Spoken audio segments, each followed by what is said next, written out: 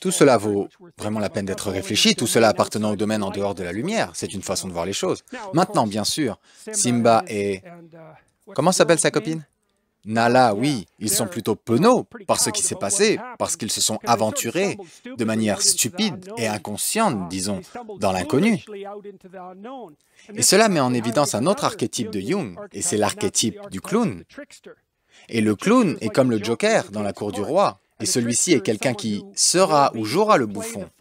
Et la chose à propos du bouffon est que celui-ci peut être proche de la vérité, parce que vous ne pouvez rien apprendre de nouveau, sauf si vous êtes prêt à être un imbécile d'abord.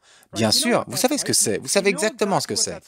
Si vous devez maîtriser une nouvelle compétence, mais que vous l'évitez parce que vous savez que vous serez mauvais en essayant la première fois, et si vous êtes perfectionniste, vous allez dire « je ne peux pas me permettre d'être mauvais à quoi que ce soit ». Je ne peux pas me permettre d'être un imbécile, et ce n'est pas étonnant, mais le problème est lorsque vous essayez quelque chose de nouveau, vous êtes toujours un imbécile d'abord.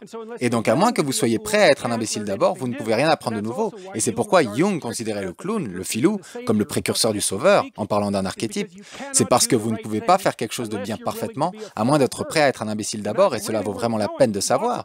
De nombreuses fois, vous allez faire une transition dans votre vie, et vous sentirez comme un imposteur. Lorsque vous obtenez un nouvel emploi ou une promotion, quelque chose comme ça, vous vous sentirez comme un imposteur. Et vous l'êtes. Parce que qu'est-ce que vous savez lorsque vous effectuez cette première transition, n'est-ce pas? Mais vous allez vous sentir gêné, vous allez avoir honte et toutes ces choses. Mais vous devez comprendre que vous êtes un imbécile lorsque vous essayez d'abord quelque chose de nouveau. Mais vous l'êtes encore plus si vous n'essayez pas. Cela ne veut pas dire que vous devriez agir comme si vous saviez tout, enfin faire comme si vous saviez tout dès que vous êtes promu. Enfin, vous devez respecter une certaine période de transition. Sinon, c'est être un imbécile, mais de la mauvaise façon. Mais savoir que vous devez être faillible, faire des erreurs pour progresser, est une chose incroyablement utile. Cela peut vous libérer. Vous savez, l'autre jour, je parlais à un écrivain et son processus pour commencer à écrire. Il a écrit beaucoup de livres. Ce qu'il fait, il écrit d'abord une première ébauche très mauvaise. Exactement, et c'est une très bonne façon de penser aux choses à travers votre vie. Vous allez faire cela en écrivant d'une certaine façon le prochain projet de vous-même, et il est assez mauvais pour commencer.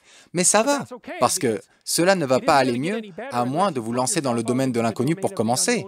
Vous savez, cela pourrait tourner mal, bien sûr. Je veux dire, c'est ce qui se passe ici avec Simba.